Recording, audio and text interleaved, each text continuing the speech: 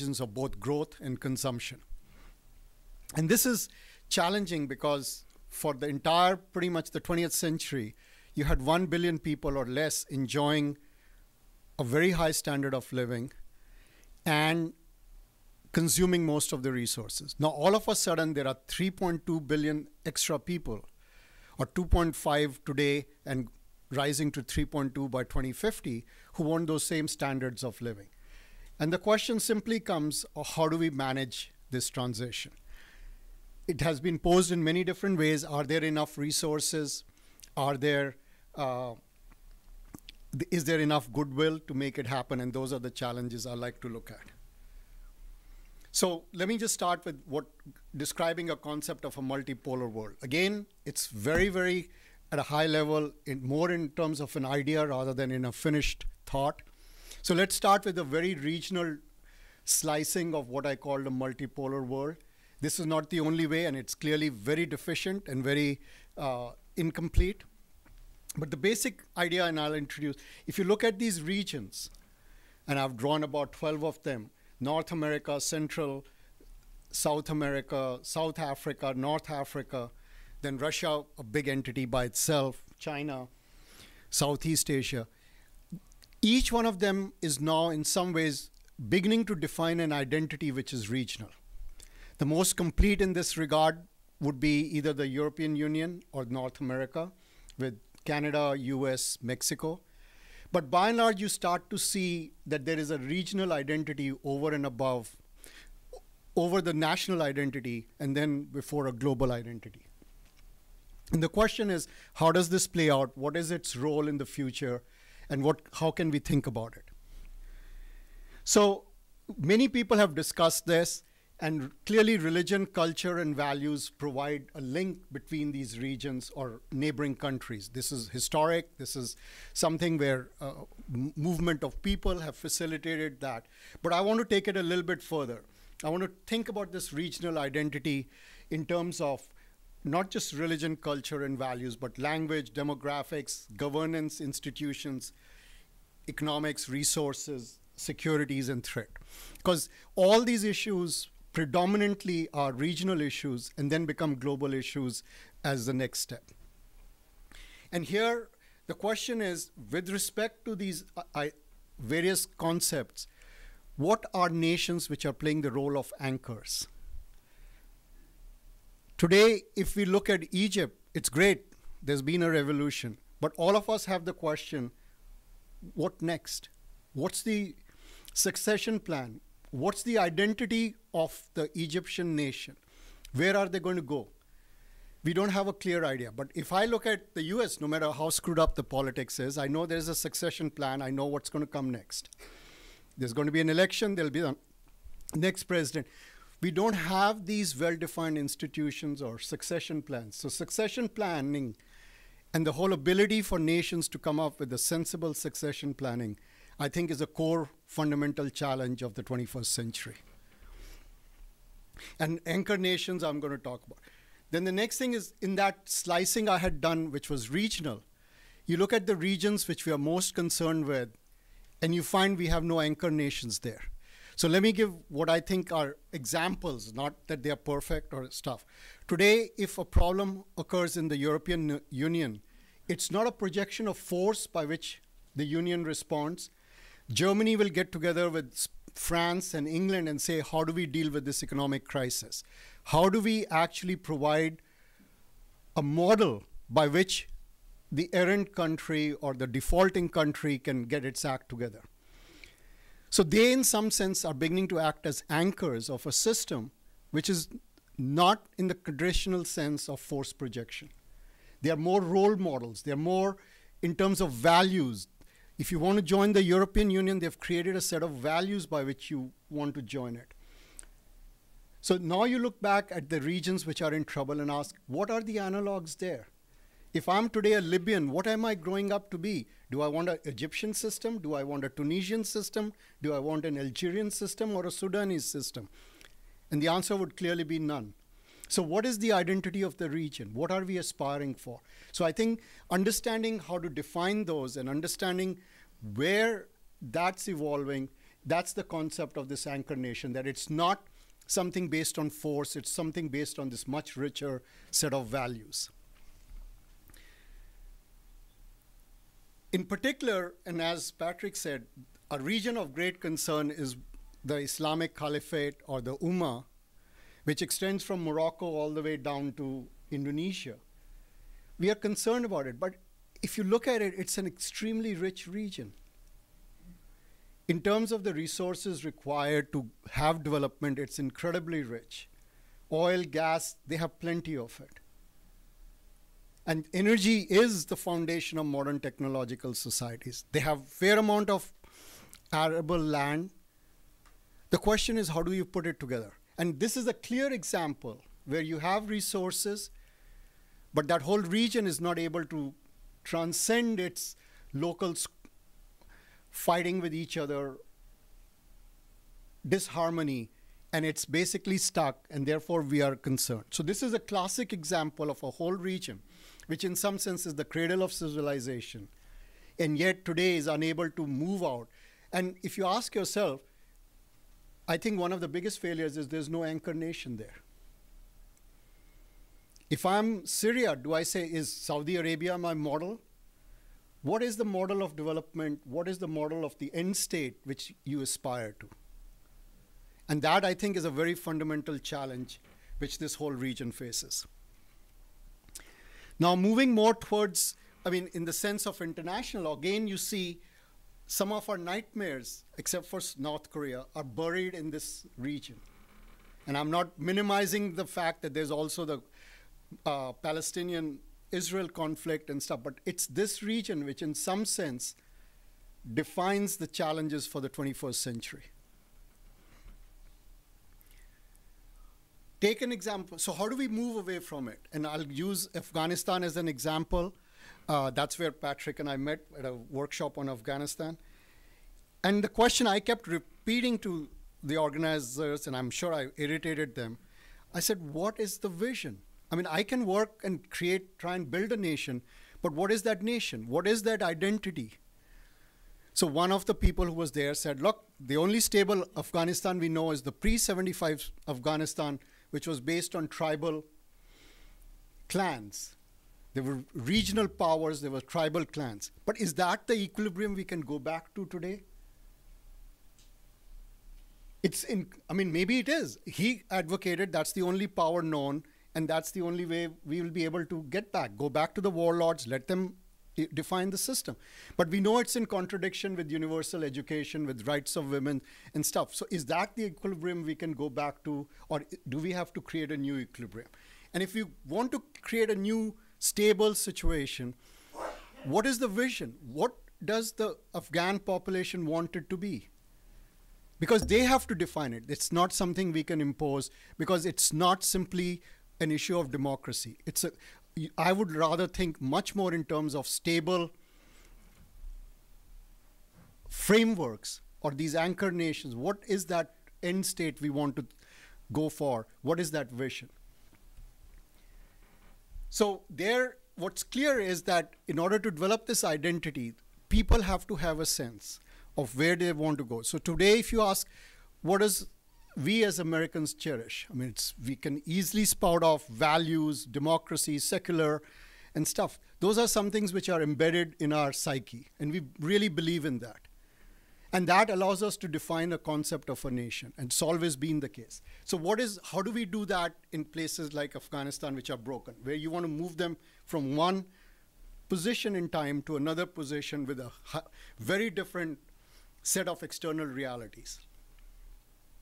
So that got me to think about these transitions. And here I have a pet peeve. I think a totally neglected and underemphasized problem we face today is simply of demographics, the population. All issues which in some sense we have to confront have a very strong connection with population and population growth.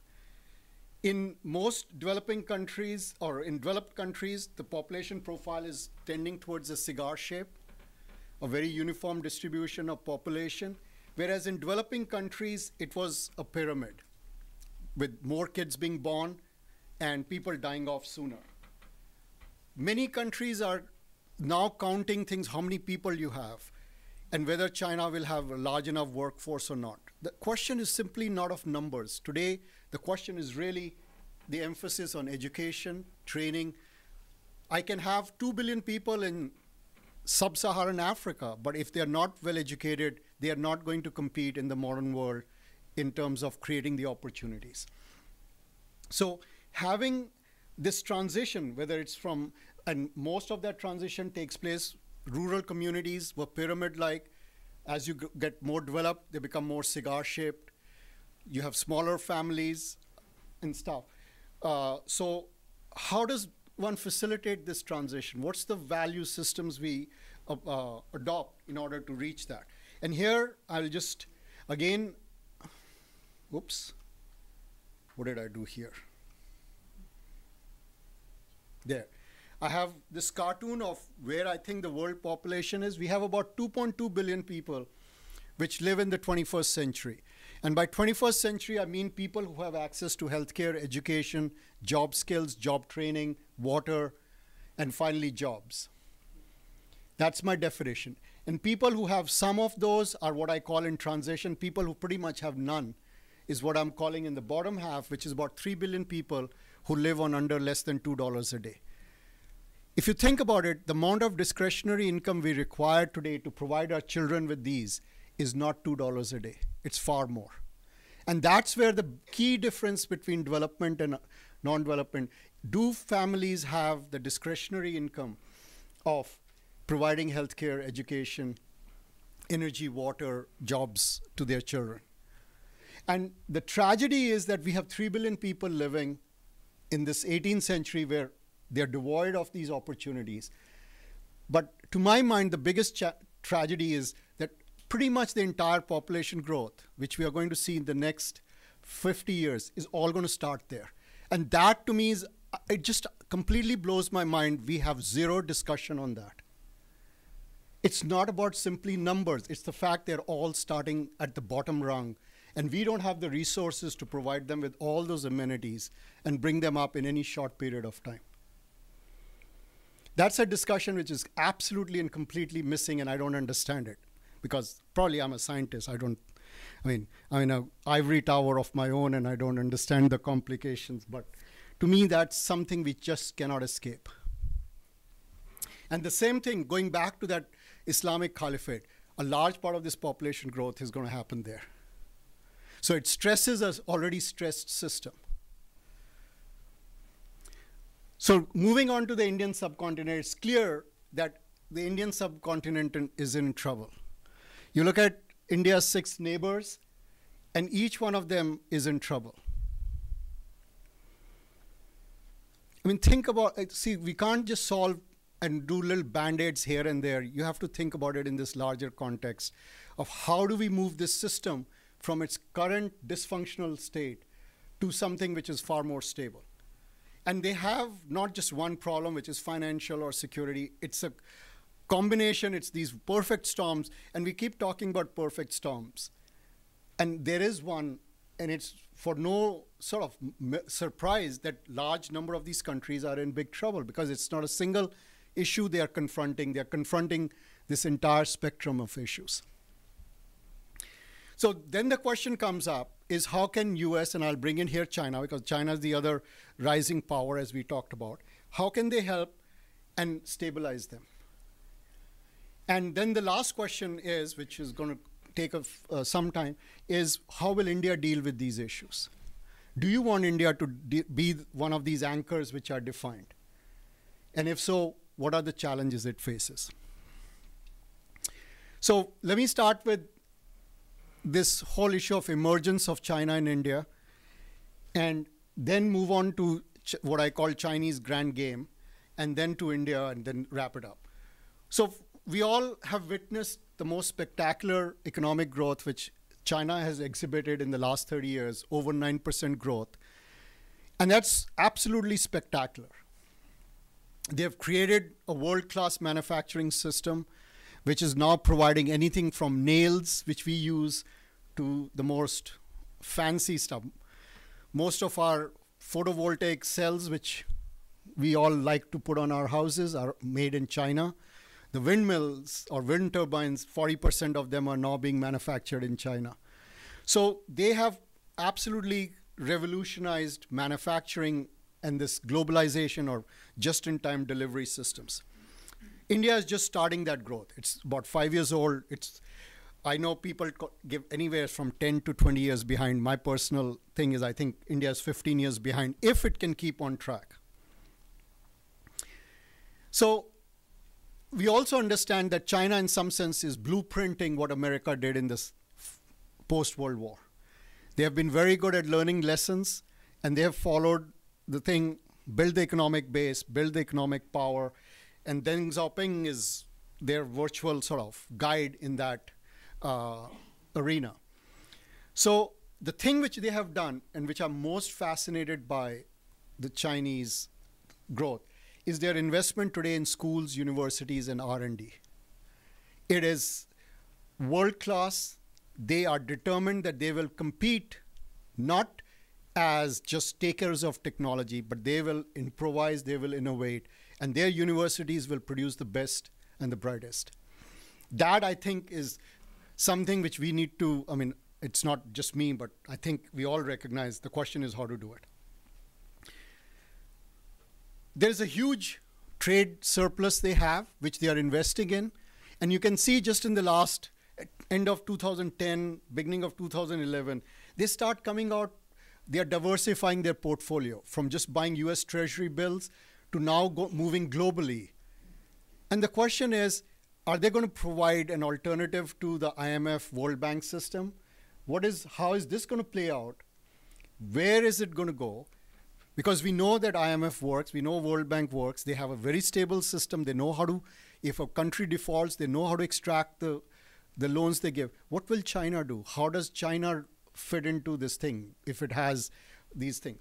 But more than that, and I'm leaving it as a question, because I don't know the answer, is we know where some of its legal investments are going, but I'm sure there's a very significant fraction, if not $2.5 trillion, but close to $1 trillion of unaccounted black money. The question is, where is that being invested? What role is that playing in the global economy? It's certainly not being parked anymore in Swiss banks. And an example, we know that China officially owns about $800 billion of US Treasury bills, but it's believed it's actually controls 1.6 trillion because another 800 billion is through banks and through systems which we don't know fully how to account for. Cayman Islands, they're normally called British or something, but that. So this is another very fascinating thing of how this whole underground economy is being invested because it's huge today. And I'll leave that much smarter people in the audience to help understand that. So now I'm going to switch, and I'm saying I'm sitting in Beijing, and I'm going to do linear strategy. Very simple, just like what a scientist would do. A reductionist, very simple approach to life. Nothing complicated. I want to maximize my interests. So I just define my priorities and my goals. My goals are integrity of the nation, maintaining a political system, which is the Chinese Communist Party, economic growth and prosperity, capability to defend my interests, and bilateral negotiations to maximize my interest. That's my goals. So think of, I'm Chinese, I'm maximizing in a very linear way my interests. I understand that the public expects growth, and that's the basis of my power.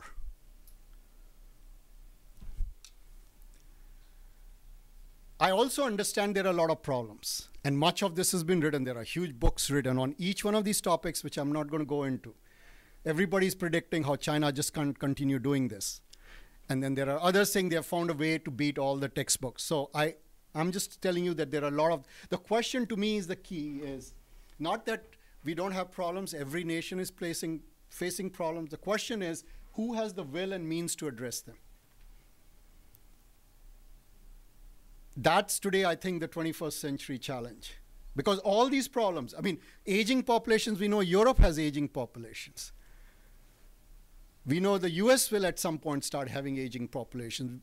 So problems are there everywhere. The question is who has the will and the means to actually do something about them. So now, as I move on, this thing in the Indian subcontinent, clearly there are two regional powers, China and India. And I'm going to look at it from the Chinese perspective and say, where do I stand? So, and clearly India is in the country I have to think about.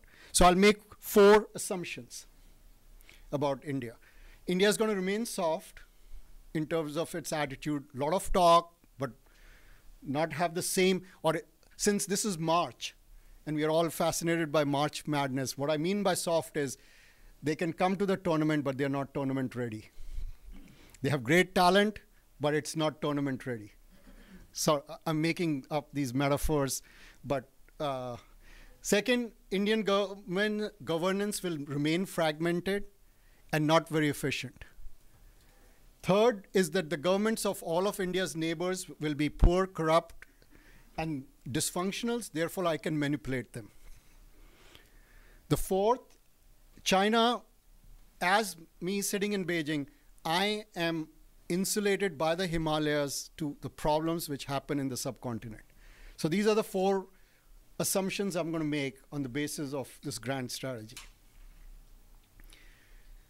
What do I need? In order to preserve my growth, I need resources.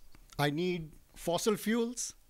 I need minerals. I need things anywhere from cement to food, timber, and biofuels. I need resources. So my goal is to capture as many of the resources I can. I know very few industrialized nations or places which are already developed are exporting them. So I have to go to places where they are not there.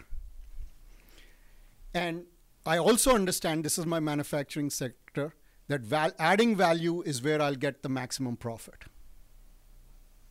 So this is a very simple, as I said, linear. You can, now where do I go? And this is where I get into trouble. I've written down that if I want resources, but the resources have to have a market. If I add value, I need to sell my products. The 4 largest markets I'm going to target are in my near me, Southeast Asia, Indian subcontinent, Middle East, and Africa. Now people say, why not South America? Why not Europe? Well, they already have markets, but I'm just going to focus on these 4 for the period. It's not exclusive. It's just saying I'm bringing this out as a very definite goal that these are the 4 markets I want. And it's historical. I'll come back to why I'm just sticking to these 4. I look at India, and I say, India could be a competitor, but to me, the biggest value of India is a market. I want to turn it into a market rather than a competitor. So this is my worldview. So now look at, so I said, if I need resources, let me look around my neighborhood. I'm going to outline 4 areas as examples of how do I get resources. Mongolia, the Persian Gulf, Burma, and then South China Sea. So just very quick examples. If I look at Mongolia, they're rich in natural resources. They were protected for a long time because Soviet Union was so rich. They controlled a large part of Mongolia. They move out.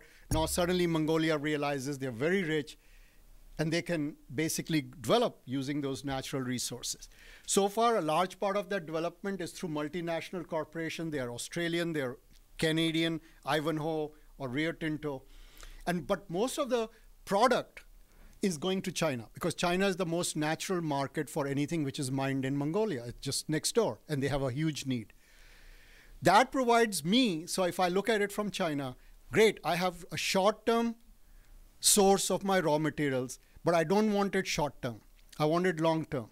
How do I now guarantee I have long-term access to these minerals? The best way of guaranteeing that is to start buying equity in these companies. So you start to see us, and this is not just what China would do, this is what we would do. We've actually taught them. So they're very good learners. They start buying equity into all these companies, and we are seeing that happen. Just natural, it's not anything. So you start seeing that.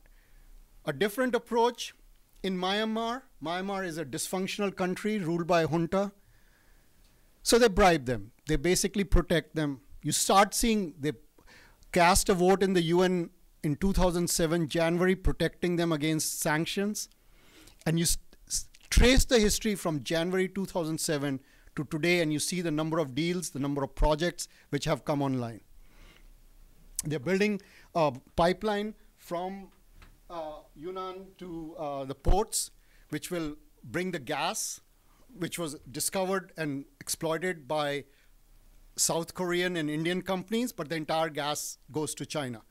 And you can see the angst in India when they realize that they've been totally outmaneuvered out of total stupidity. So it's nothing that you could blame Chinese for.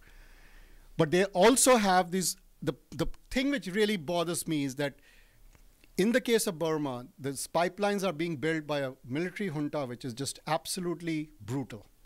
They had a 25,000 person army move through, just push anybody living in those corridors out, rape, pillage, kill. There was nothing that anybody could do to stop them.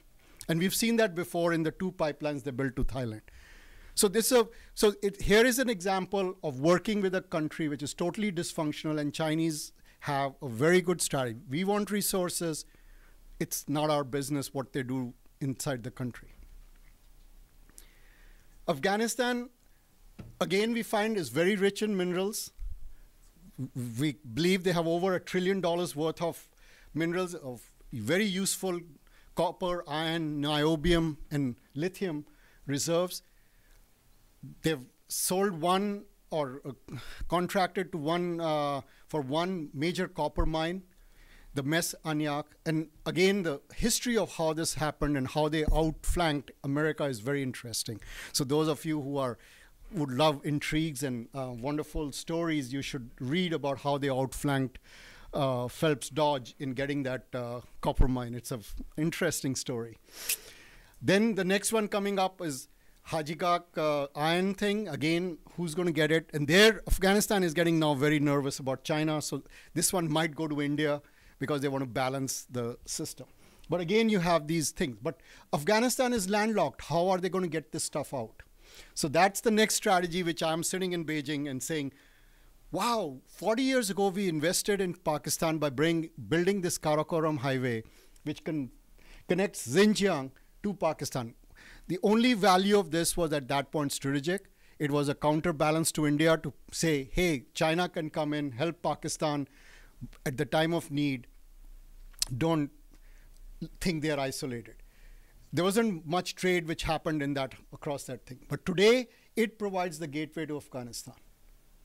They're going to widen it, make it all-weather road, and it becomes now a major thoroughfare for their development. Next, so the bottom line is, if you look at where I'm sitting now in Beijing, I'm very happy. I have Pakistan. I'm their all-weather friend. Pakistan will dump America anytime it wants, but it will not dump me. I have the access through, they have built highways, they built railroad, they are going to build a railroad, they built the biggest port in Gawadar. I can extract anything out of Afghanistan I want. I have the whole infrastructure. I can take it to Xinjiang. I can take it out to the Arabian Sea. I have a market for any development, regional development I do. I move the goods into Pakistan. So I'm very happy. I've got it. There's not even I think this is already a done deal.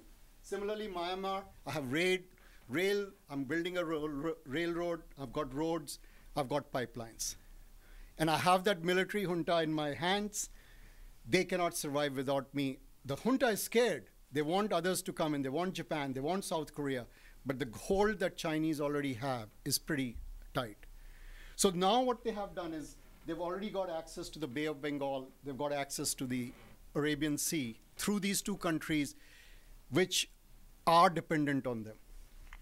Similarly, they have pipelines coming through Kazakhstan, coming down as far down as Turkmenistan to get the oil and gas from the Central Asian countries back into China. So I'm very happy. I've got this very well under control. Now coming back to those, why I talked about just the 4 regions of Southeast Asia, India, Middle East, and Africa. this was the historic trading enterprise which engaged China. This was during the time of Shanghai, 1403 to 1405 to 1433, 7 voyages, major trading. That's historic. That's exactly what we were. We go back to doing what we are good at. And another interesting thing is that their center of the port they used as their stepping stone to the Persian Gulf and to East Africa at that point was Sri Lanka. Not surprisingly, one of the big investments they have made recently is building the ports of Sri Lanka, where they now have access. So I'm looking there. I had a goal: resources, markets. If I look at it in terms of railroads, roads, I have India flanked. I've gotten the stuff without even lifting a boot. Purely economically, I have got what I wanted. There are ports where I can dock my ships, including military ships. There are where I can extract minerals, where I can exploit markets. This has already pretty much happened or is in the process of happening. And many people in India are concerned. They have these string of pearls. These are these ports which are going around flanking India. There's all sorts of questions. And there are subtleties, yes, because we are really not flanked. All is said and done. But if I'm sitting in Beijing, I have access to markets and resources. So with this, what I can say is that if I'm going into a negotiation with anybody in the subcontinent today, I am confident. I don't have to worry. I can go in with a sense of strength. I may choose to use it, I may not choose to use it, but I am confident of where I am. But am I confident of my place in world order? Is Taiwan a long-term source of concern? And I'll say the answer is no. If I'm sitting in Beijing, to me it's not a concern, even though we talk about the first island chain, which is Japan, Taiwan, Philippines, all the way down to Australia, and then the second island chain. That's only there if I want to project power to the east. But there's nothing in the east. I don't want to take America on headlong. Yes, it bothers me that I feel like I'm boxed in, but it's not really a big deal. Economically, it doesn't stop me. The area where I want to contest is the South China Sea. That I want to make sure stays in my control. So I'm modernizing my army because at some point I'm going to need to defend all these interests I've created all over the world. If today Sudan gets antsy with me, how do I make sure my investments are protected? If somebody else gets antsy, how do I protect my? So I am building up a very large military capability, and it's the second largest today, but what are the intentions? How do I? So here, the question keeps coming up, what are the intentions? Yes, as status, I would like to be the regional power, but I can wait. I'm patient. I already provide most of the military hardware to all these countries. Bangladesh, Pakistan, all of them, the military hardware is mostly Chinese. So again, how do I project power? And there, I just love the quote, hide brilliance, cherish obscurity, while developing capability. And to a scientist, this is just so beautiful. And yet we have so much debate in Washington. I don't understand why. I mean, it's just so beautiful. Why do I need to do anything stupid until I have to do something? So just develop my capability. So what do we want? Well, the integration of China and Taiwan, I think, will happen if the relationships, the economy, the trade continues to develop the way it is, the interlinkages. At some point, it may even become moot. It's not an issue. The real issue is this was South subcontinent, and I think there one is more and more confident that I have it under control. The South China Sea, yes, it's disputed and remains to be seen, and the Indian Ocean and the shipping lanes, because that's really the heart of my resource and my markets, trading. A lot has been said about China-US tensions. two very competitive societies. China is a rising power, US influence is declining, all that. I'll focus on two which I think bother me the most, and this is a personal sort of list. One is, at some level, we have to understand an unsustainable policy that we are paying the price, whether it's in Afghanistan or in Iraq or in wherever, in both in dollars and in lives, and China is reaping the economic benefits. And that to me bothers me, is that, I mean, I think a time has come to really understand what this thing, and that's, it again goes back to this whole issue of regional anchors. These problems should really be regional, solved by regional anchors. Otherwise, we cannot provide solutions. We cannot fix Afghanistan. We cannot fix Pakistan. The second I'll come back to is nuclear proliferation. Because that, again, I believe is a fundamental issue because of a different, completely different worldview of what we see as threat. For the US, proliferation is a cornerstone of our nuclear policy. We are very unhappy with anybody getting weapons and stuff. Whereas both Russia and China in the past have demonstrated that they find it very acceptable if one of their friends has nuclear technology and nuclear weapons, because they don't feel they are going to be threatened by it. And examples are North Korea, Pakistan, and stuff. That, I think, is a very fundamental difference, a long-term difference, and we need to resolve it in terms of, do they share the same sense of global threat that we do? To me, this is the, important challenge. Do they, because they clearly today feel isolated and insulated from all the mess which is going on in South Asia. We talk about it, oh, Xinjiang, the Muslim problem will have. They don't, yeah, it's little distraction. They really don't feel threatened by it. And how do we deal with it? That's going to be the challenge. Okay, so that was China. So this was worldview from Beijing. Now I'm going to move to India. Clearly, India, if I look at the subcontinent, India should be that anchor nation.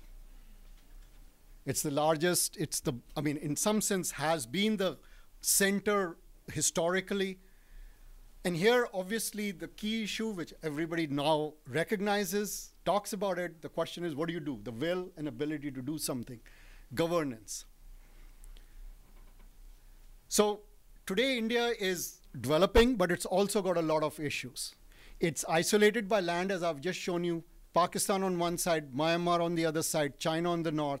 It does not have land routes of trade. Its borders are weak and porous, and I'll talk about that.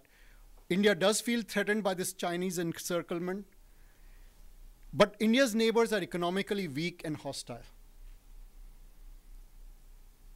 That's a weight. I was giving a talk, and we were throwing around analogies, and it was and here I don't want to be politically incorrect, but a lady said, it's like a woman walking around with 6 kids hanging off its arms and legs and stuff, and it's just not easy to do anything when you have that kind of burden hanging off you. All the nations in South Asia and Southeast Asia are feeling insecure vis-a-vis China and the rise in the power of China. It's a tremendous opportunity for India, but they're all looking for an alternative. The question is, will India step to that plate? So as I said, the land routes, there's almost no trade by land out of India. There's a lot of trade with China, but it's not land-based. On the west, there's no trade through Pakistan. On the east, there's no trade through Myanmar. Myanmar is much more because it's a closed society, and also India hasn't developed any infrastructure really to go through there. Immigration, as I keep talking about population, this whole area of Pakistan, Bangladesh, India is going to have 2.3 to 2.4 billion people by the next 40 years. They have nowhere to go. There is no mass migration outlet for this area. They've got to figure out how they're going to survive together. See, Sub-Saharan Africa and North Africa have a migratory route to Europe, and Europe better figure out how to deal with it. This body does not. There is no migratory large place where they can all go. So for India, most of the pressure of migration is inward. Kashmir, the migration, the infiltration is inward. Nepal, it's a free border. People are moving in. They can move in, work in India. Bangladesh, there are already 15 to 20 million people from there in India. And similarly, Sri Lanka, the Tamils, after the recent thing or even before, the pressure was always inwards. So the migration pressure is inward. It's surrounded by countries which are dysfunctional. That's a huge, huge stress on any system. So the question is, it's weak itself because it's still developing. It's got a lot of issues. It's surrounded by unstable and hostile neighbors, the threat of China. So under all these conditions, the questions will be, will India withstand this regional crisis?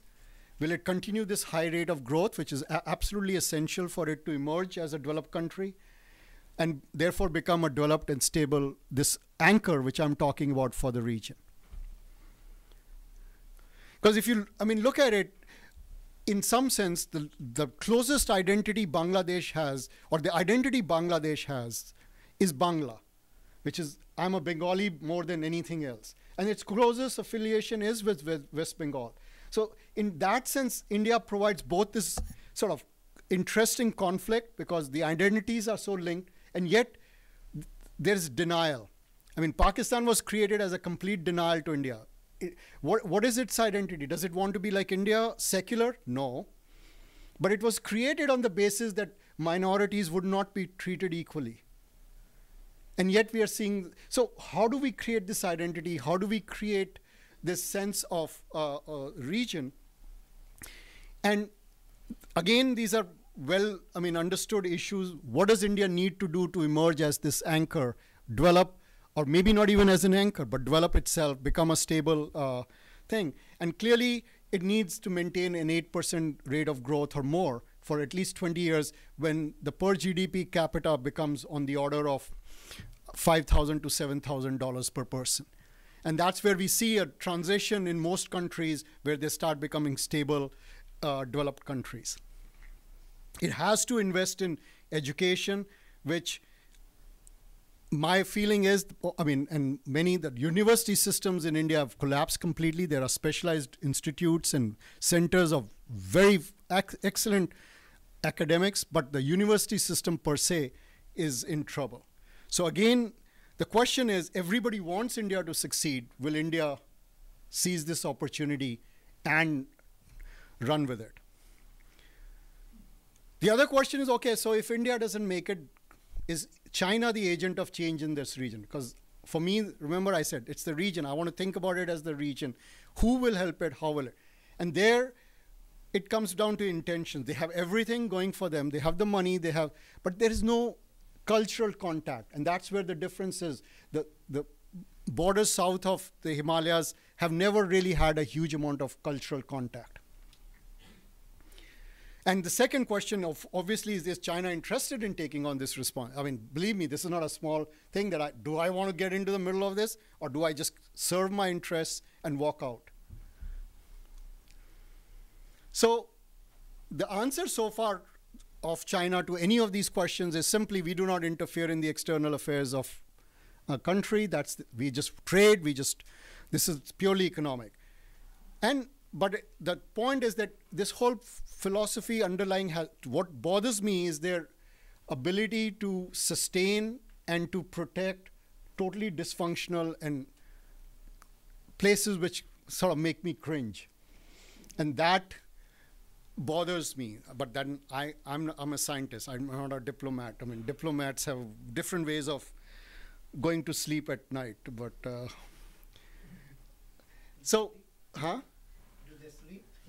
I don't know. Maybe that's a good question. Do they sleep? So again, I'll now just give a very brief thing to trade. There is very large growing trade between China and South Asian countries, but it's one-sided. And this again comes back to my demographic thing, that today if you look at all these countries, they offer very little in return in terms of finished goods, this value-added stuff, which they can actually use to develop their economies. I mean, the main export of Pakistan is food products, cotton or garments, and leather goods, soccer balls and stuff. You can't build an economy for 200 million people based on just that. How many soccer balls can you export? So that's the challenge, that when you think about these countries, what is that end result? What is that new equilibrium where you can have stable, sustainable systems? So the thing in evolution, of economic evolution, you would say, okay, China at some point gets rich, its standard of living goes up, the cost of its labor goes up, it looks to create manufacturing areas in other countries and brings them up. But it has 1.4 billion people it has to first satisfy. Will it, in the next 30 years, move to that transition? Because 30 years of Pakistan going the way it is, or India not developing, is already, I think, bad. So that's a huge question. So I don't know how. But if you look at trade, so in blue I've shown the deficit of a given country vis-a-vis China.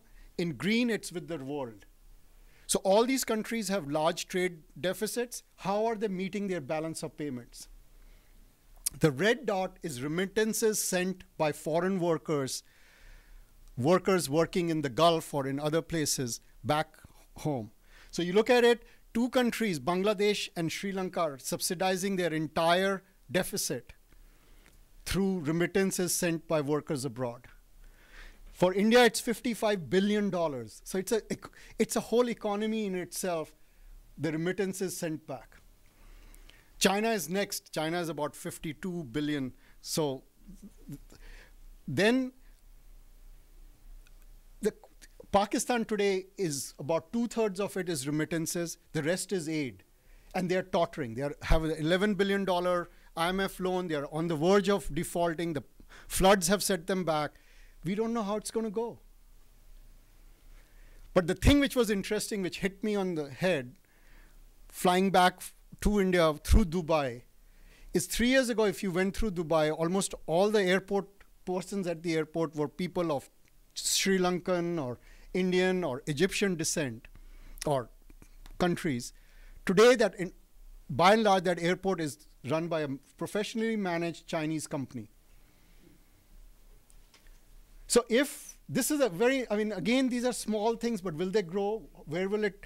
If those remittances change substantially, if China comes in through these managed systems, which they are doing, they build a whole 500-person ship, comes in, they set up, they're managed. They are not individuals that my uncle brought me or my cousin brought me. These are professionally managed groups, which of course are much more useful. Then these remittances change. And then you have, this is again these perfect storms. We talk about it post facto, but we can see their evolution in time. And the point is today, I think the biggest challenge which we face in America is the timescales. We are used to doing policy and developing the whole thing in tens of years. China has changed that to 2-year frame. The things they have changed in 2 years, or look at North Africa. Who would have thought 3 months ago that we would be where we are today? So things are changing and we need to have the tools to respond. So I've given you a very large overview or very high level overview of the challenges. I think there are tremendous opportunities. There's a new world thing, but we've got to again start thinking in terms of how do you stabilize these regions from this whole perspective, I believe, of anchors, so that regional powers take the responsibility. We develop them. It's not through force. It's through these economic role model entities. And to build up relationships, as I said, the role of military should move in from there. Projection of power should move to more of these anchor nations. Strategic and ideological considerations should move to vision and identity. Economic functioning of international institution. This is what really is, in my opinion, the future for the 21st century democratic system, or any system which leads to an equitable, stable system. We want to avoid the lessons of, or the collateral damage of Cold War. We don't want another Cold War where hysteria and ideological differences drive us. I mean, and you can see examples between Soviet Union and China. There it was clear ideology. Here it's markets, economy, and stuff. There it was military presence. Here it's very large multinationals and their control. Russia tried to control governments. China is trying to support friendly, dysfunctional, corrupt, brutal governments. I mean, you see the parallels. So you can become hysterical and you can go back to this whole Cold War thing, but that's not what we want to do. So let me end by saying that what we want to do is facilitate this 21st century world, which is multipolar, which is based on these anchor nations, which is based on a sense that, look, we are no longer immune to the chaos which happens somewhere down the road. And we cannot do this by saying simply we'll exploit more, because it just is not going to work. I mean, today you cannot walk into a country of even 20 million people and say we can dominate them. So thank you very much. Great. We're going to thank you, Rajan. We're going to switch to the chairs here for Q&A.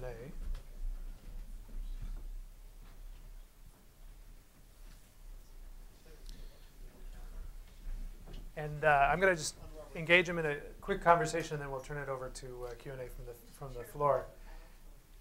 Yeah, so we could turn off. They'll turn off the PowerPoint in just a moment. And the slide. Yes, there we go.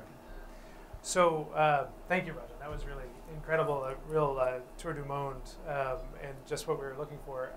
I wanted to pick your brain on two kind of specific questions here dealing with the supply chain. First, I wanted to see if you could drill into the energy question and talk about, I mean, back in Santa Fe, we were talking about energy infrastructure that's been laid out. Can you talk a little bit more about the energy infrastructure that's been developing in South and Central Asia right. in recent years, and can you talk about the pace of that as well? So, again, it's actually very interesting that this entire Morocco to Indonesia, the three broad changes which are taking place is the only countries which had significant power infrastructure till about 5 years back were the Persian Gulf countries. Everybody else was deficient in energy infrastructure. They all had very little power for their full population. And most of it was oil-based. Today, almost across the board, except for India, as pretty much the lone, it's moving to natural gas. So countries like Algeria are very rich, Libya, Egypt has found a lot of natural gas and is actually exporting to Israel. I mean, that's an example of a link which you don't want to break by having a war.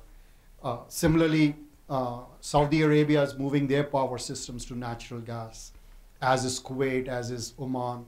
So there's this huge movement, and most of these countries are self-sufficient in gas, including Thailand, Indonesia. There are certain countries which are going to continue to have a large footprint of coal, which is Indonesia primarily, India, and that's pretty much where coal ends. In some sense, it's very interesting that they are not going to be the major coal centers except for India and Indonesia. Vietnam up there is a mixture. The north is coal, the middle is hydro, the south is gas. So that's an interesting combination of all three. So that's the first thing of how, in a larger sense, that gas is going to be this transition fuel for their certainly their power generation, and it could be also for cars if enough people bought into compressed natural gas cars, which are clearly functional and have the same range and everything. The second thing is of investment and of moving further.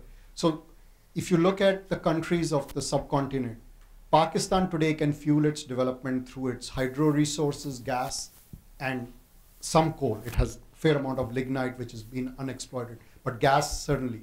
Secondly, it's sitting next to Iran, so it can import any deficiency it has in gas. So Pakistan can fuel its development in the next 30, 40 years through hydro gas development. So that's a fantastic opportunity it has, that in that very crucial arena, it has a way forward. So what it's missing is just investment, and of course the fact that half the times they destroy what they create. Minor detail. Then India is the one which is challenged. India has very little oil. It's already importing about 78% of its oil.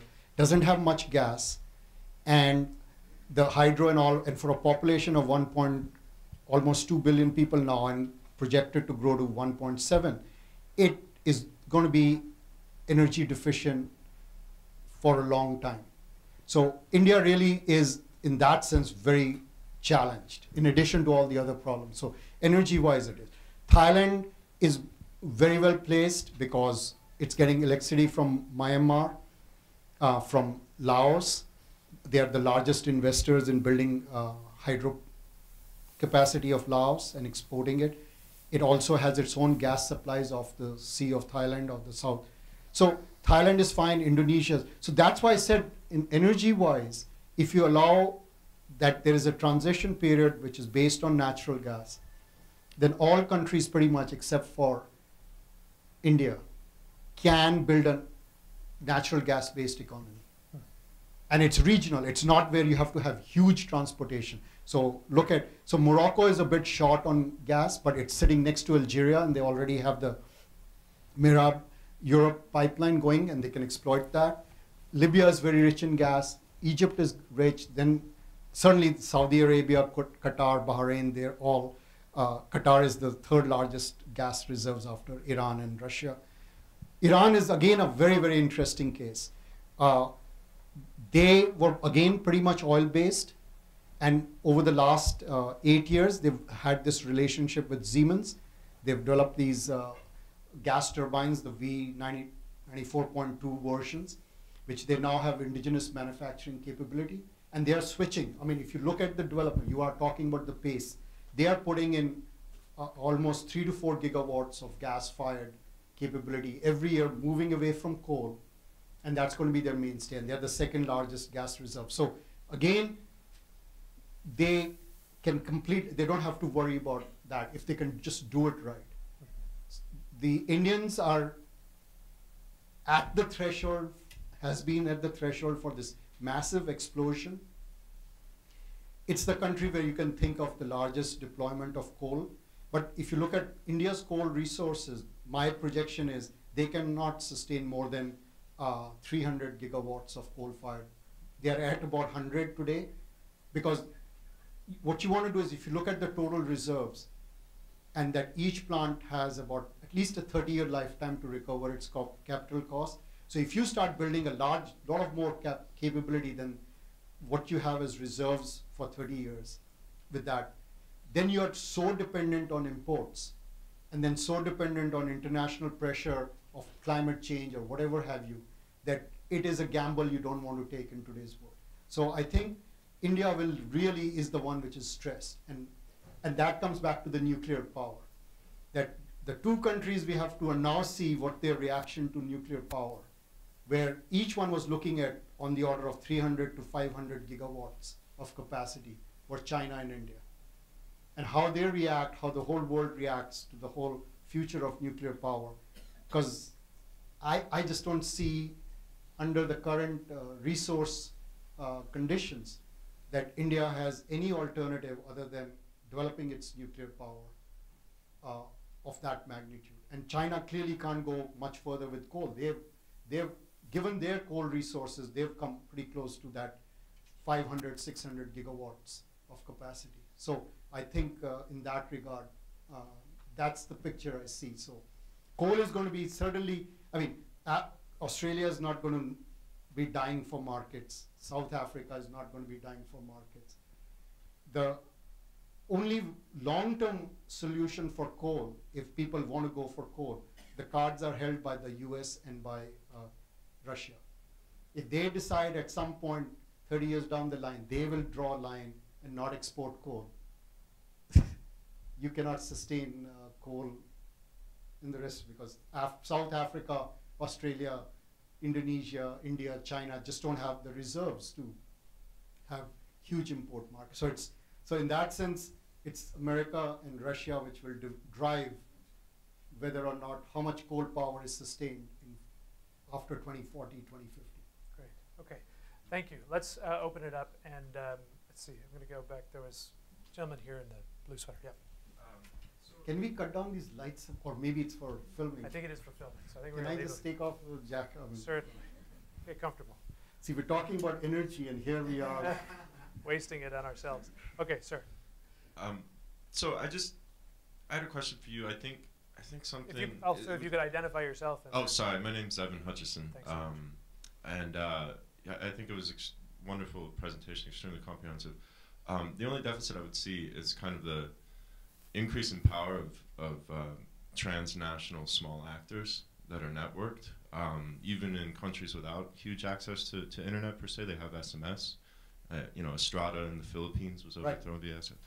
And so I think that's a generational differentiation as well, and I think throughout the world there's a transnational solidarity developing that those who are under 35 are bearing the brunt of all of these things. And I think it's something that largely was missed, obviously in North Africa, and I think it's being missed in other regions and has the potential to undermine China's model of ignoring brutal regimes as well as the US's model. So I guess, do you see a trend towards democratization and decentralization driven by these new capacities, this reduction in asymmetries of communications and networks? So I think, to me, the most fascinating thing of what's happened in North America, more than even what you're calling the generation, is what I'll call the diaspora. It's these young people going into Europe, going into America, coming back and saying, why the hell can't we have this in our country? Why are we so screwed up? And I think that, complemented by the technology, which is, it allows one voice to become a million voices, I think is the greatest thing which has happened. And we've seen it in Tunisia and Egypt and Yemen and Bahrain. Secondly, it's given voice that in a world today, vision, cause has market. That there is a world out there which is listening to you. I mean, growing up in India, we always ask this question, why can't everybody lead a Gandhian revolution? Till one person one day called me, sat me down and said, if there were Hitlers around, they wouldn't give a they would just mow you down with a tank. So that whole thing, that there's a whole world out there listening and willing to come to your help, willing to provide that, again, that anchor, that vision, that identity of that this, what is right, what is wrong. All these things are, I think, 2011 will go down in history as having brought that to the forefront. And I'm very excited about that. So I'm just agreeing with you. I believe it's a phenomenal change. Now, can this happen in China? I don't know. That's really for the Chinese people to decide for how long are they happy under a controlled system, which is providing them with phenomenal growth, before they say, okay, we've now got all this, now we need to transition to a much more open society and stuff. So I don't know the answer. My personal guess is that it's going to be another 20 years. Because the growth is so great that there's no other, democracy is messy. And certainly the transition to democracy will be messy. So as an intelligent Chinese, what would I want more is to see millions raised out of poverty or have more political freedom. I don't know. Okay, right up to Phil up in the front. Thank you. I'm Phil Longman from New American Foundation. I'd also like to compliment you on your presentation. But one of the things I was struck by as I was listening to is your description of the demographic circumstances of India and China. you know, you had the classic age pyramid of a developing society and the cigar. But if you were to apply that graph to China, you would see an upside down pyramid, right? The Chinese talk about a 4-2-1 society where one child supports two parents and 4 grandparents. So we've got going on in China a kind of hyper-aging that we've never seen in the human population before. We're also seeing in this new world of ours this thing that completely was unpredicted by demographers, which is hyper-aging happening in societies that aren't even starting to develop. Right? And so the rate of population aging is actually much faster, right, in Latin America and much of the Middle East than it is here. So I'd just be curious of how you factor that in, particularly in light of the fact that when you look at India through that lens, it looks, you know, it's aging. The southern states have low replacement fertility, but compared to China, looking pretty good demographically. So, as I mentioned, to me, it's not numbers, absolute numbers, it's the number of skilled, trained population. China clearly has an inverted pyramid, and growing up in India with for extended families, you understand the burden of 2 parents, 4 grandparents. How do you deal with it? But I think the Chinese will deal with it. The thing which I'm looking at is they'll still have 500 million working people supporting 1.5 billion people, even in 2040. It tips this year.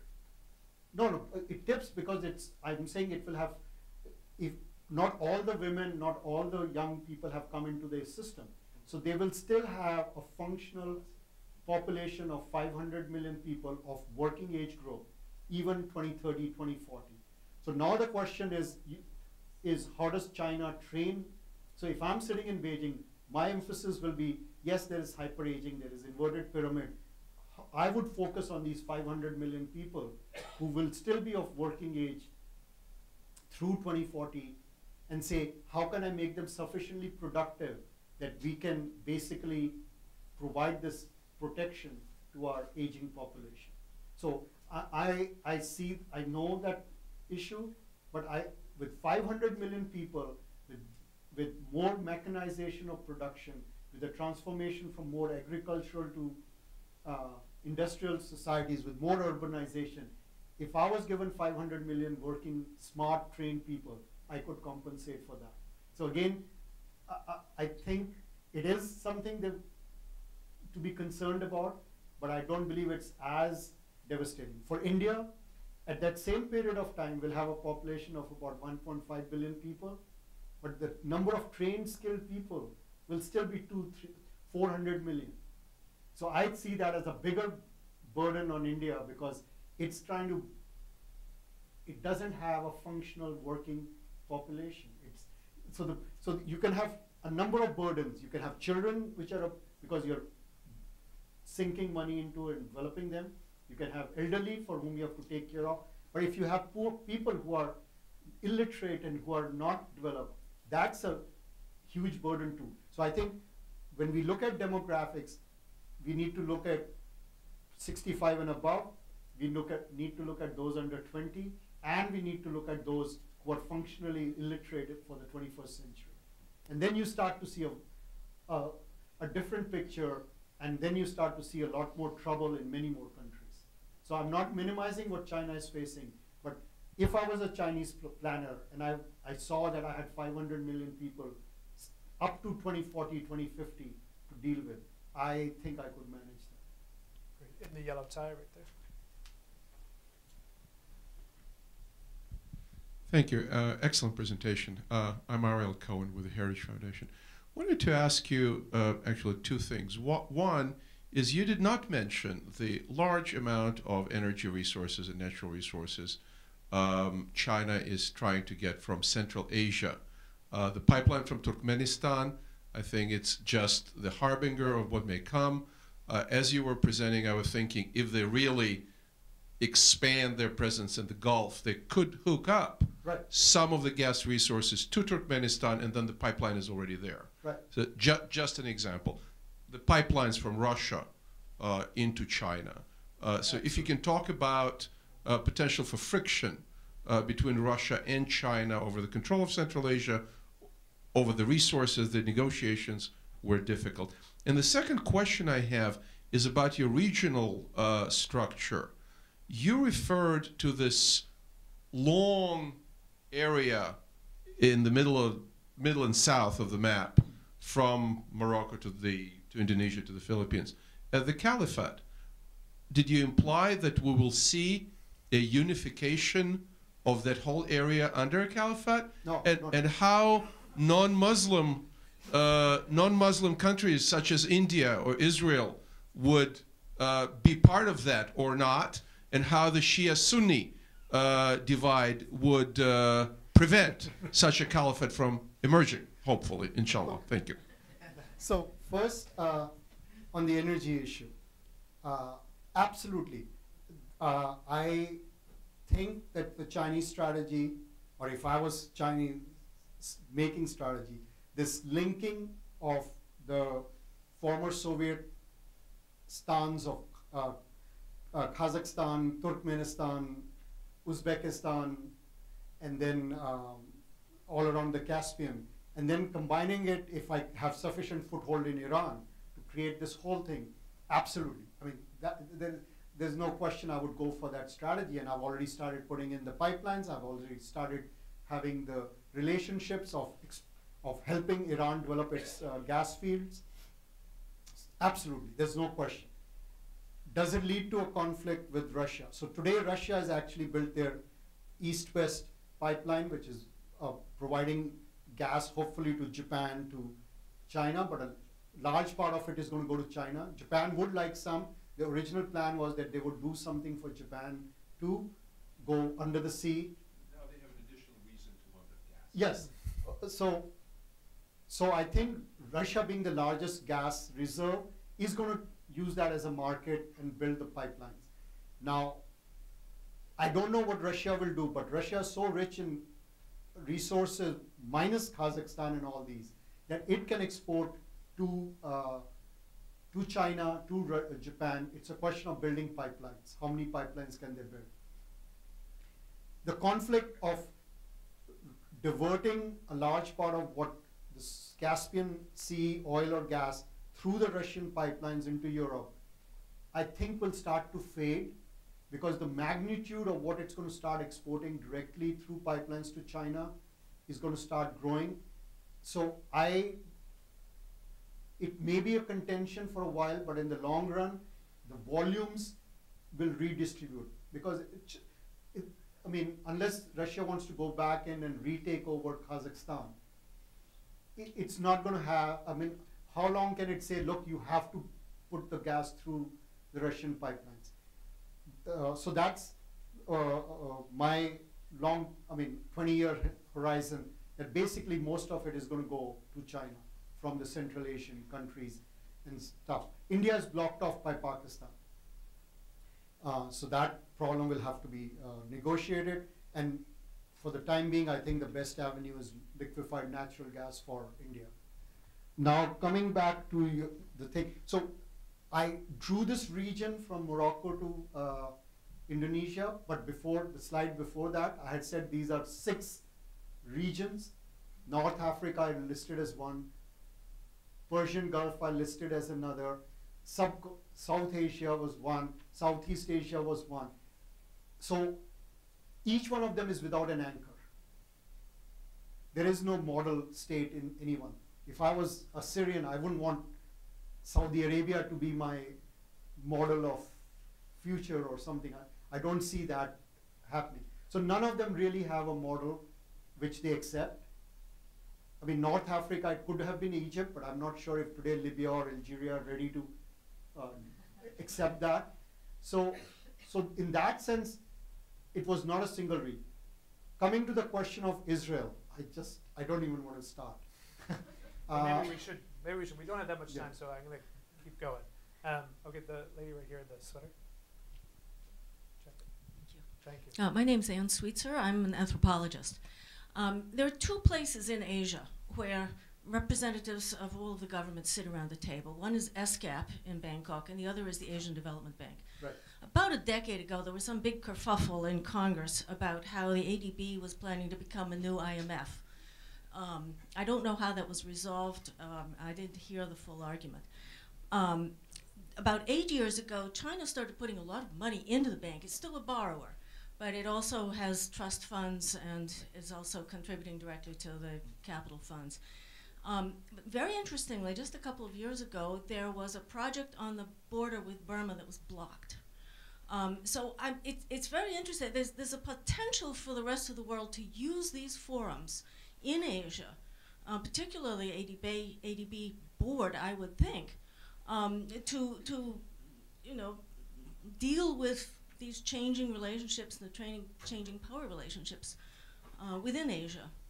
I wonder, if you had contemplated that, because there's a lot of energy and investment from the ADB as well. Let me get one more question from the field, and then we're going to wrap up. Did anyone? We can allow them a couple. Well, I want to respect everyone's time because it's Friday afternoon. So right here. Thank you, Raghuveer Goel from India Global Asia Today. Because of this interesting event, I had to miss my event at the White House with President Obama. In 10 minutes, he's going to speak on Libya. My question is, as far as oil is concerned, the wave of freedom and democracy around the globe, including now maybe trouble in Libya, that's what he's going to announce. Maybe a military war or whatever, action. One, the oil and water problem is going to be in the future for India or China or many other countries. And second, what message do you have for the Indian politicians who are sleeping on China's threat to India? What they should do so they can wake up? Thank you. Okay. Go for it. Okay, so the first question about Asian Development Bank, yes, they can play a big role, but the question we have to ask is, see, we do things halfway. We put sanctions on, say, a country like Myanmar, but we've totally ignored where all that dirty money is going. It's all being recycled out of Thailand, Malaysia, and Singapore, and we are very happy with those three countries. They are our greatest friend. So on one side, we put sanctions, but on the other side, we are completely happy reaping the fruits of that very troubled system. So the whole issue of Asian Development Bank and the whole thing, it just that, and I don't blame somebody, I just think these are such complicated issues to put your hands around the entire thing that, okay, being nice, I don't want to encourage the Myanmar government, but then I have no way of saying, oh, all these guys are investing back into the Western free market systems through Malaysia, Indonesia, and Singapore. Or Thailand, how do I stop that? So it's a major, major, major challenge. And I think and I brought up that issue of where is China investing its black money. That, I think, has to be a challenge in terms of this whole banking system, the whole transparency system, because it's allowing corrupt governments to survive. So today we find out Gaddafi has $60 billion worth of wealth. I mean, where did he get that from? It's obviously not his, it's state. But if he says, I'm the state, then but we are suddenly beneficiaries of that because he's not sleeping on it. He's putting it somewhere which is getting then used by Western systems. So there is this question. So that's all I can say about that. Coming back to, this is going to be very interesting. What can I tell him? The simple thing is, it doesn't matter about China because China is doing everything in its self-interest. If India wants to play the game, if India wants to be this regional power, it better get its governance right. There is just no way in today's world that it can deal with the inefficiencies because of its corruption and its fragmentation and its regional and parochial and tribal or not, whatever issues it has. I mean, it has to get its house rather than worrying about what China is doing. Are they coming to the game prepared to play the game? Okay. And on that note. Oil and water problem. Oh, oil and water. So clearly, as I said, India in this entire belt, is the lone country in pretty much which is in trouble with respect to energy issues. Water is a major problem for a large part of this world, and people are dealing with it in different ways. India is really challenged with respect to energy security. It does not have any known reserves today for its transportation, which is oil, for its natural gas, which is power systems or fertilizers or petrochemicals. It does not have enough coal or good quality coal to really say we can sustain and the amount of growth is needed. So hydro, again, it's not adequate. I mean, they're going to do everything they can, but they will still be short. And that's why population comes back to the question that you cannot have an India with 1.5 billion people, or a developed India with 1.5 billion people.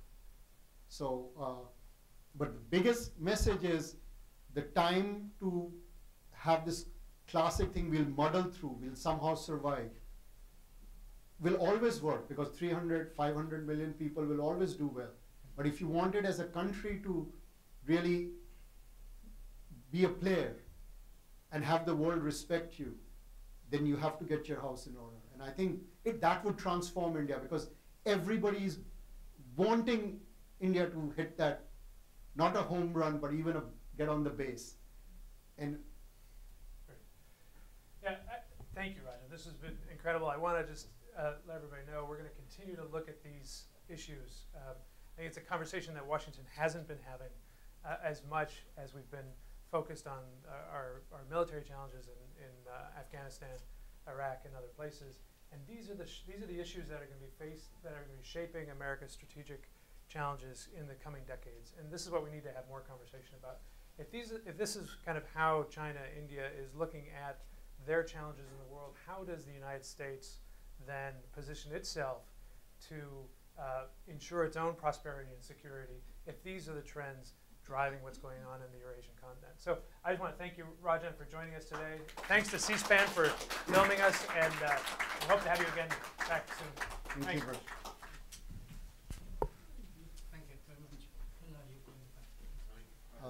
you. How are you? Good.